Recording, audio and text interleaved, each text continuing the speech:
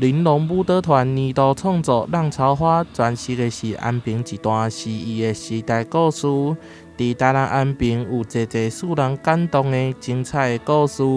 其中互后世人流传的也是金小姐这段异国恋情。那这一次的创作演出呢，是源于我们林希田老师的八字的那个日行经哈，代表一个无限的祝福，那代表了就像珍珠项链一样，就像安平在地的女孩子一样，那么的优雅，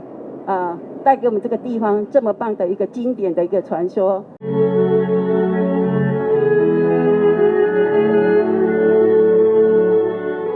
宣传记者会地点特别选伫咧安平知名的古迹海山馆，剧情由安平、天际、海洋甲女主、金小姐、珍珠、龙条花等四大幕串联，以安平对象客为背景，探讨着当异国文化甲本土所产生的故事。那这一次特别透过我们安平追想曲这个故事为主题，来用我们的现代舞加上科技这两个元素来发展今年的浪潮花这个主题。玲珑舞蹈团多年是选为中央甲地方的舞蹈出色团队，秉持着顶真的制作，创造出属于安平在地的百年故事。